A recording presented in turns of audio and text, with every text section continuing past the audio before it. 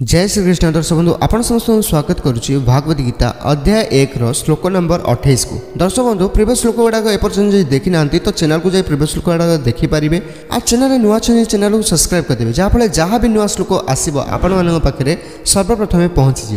चलतु स्टार्ट करवा श्लोक नंबर 28।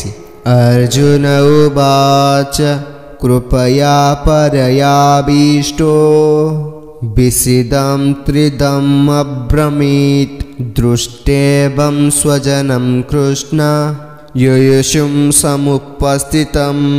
दर्शक बंधु एठारे निजर समस्त निकटर लोक समस्त संपर्क लोक अर्जुन को सामने छिड़ा होते किंतु से निजर संपर्क मानू शत्रुसेना पक्षरे देखि कुंती पुत्र अर्जुन मनर गभीर पीड़ारे भांगी जाइथिले। आ मनर गभीर पीड़ारे भांगी पड़ी दुखरे श्रीकृष्ण को सबकिछि कथा कहउछंती।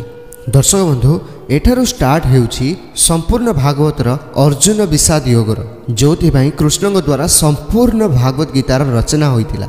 एठारु से भागवत गीतार रचना होइतिला जो भागवत गीता संपूर्ण दुनियार समस्त प्राणी मानक पई लक्ष लक्ष वर्ष पर्यंत समस्त मनर प्रश्नर उत्तर देवाई साहाय्य करथिला। एठू स्टार्ट होइथिला से भागवत गीतार रचना। कृष्ण को ए रचना करने को पड़िथिला कारण एई भागवत गीता केवल अर्जुन को नुहे हजार हजार वर्ष पर्यंत समस्त प्राणी समस्त मनुष्य को मार्ग देखेब आ जोटा कि सारा जीवन सारा पई समस्त को आगो को बढ़िया पई प्रेरणा देव। सेथिबाई दर्शक बंधु भागवत गीतार लेखा जाइथिबा समस्त श्लोक आ समस्त वर्णना कृष्णकर देइथिबा बाणी अटे। कृष्णकर देइथिबा समस्त समाधान अटे। एई दुनिया रे बंचिया ए दुनिया रे आगु बढ़िया ए समस्त समस्यार समाधान पाई भागवत गीता एक माध्यम अटे। आपण या द्वारा आपण जे कोनोसी सक्सेस पाइबा चाहउछंती सक्सेस पाई परिबे, जे कोनोसी जिंस अचीव करिया चाहउछंती अचीव करि परिबे। तो भागवत गीता आपण मानक जीवन रे ढाली नियंतु किंबा आपण माने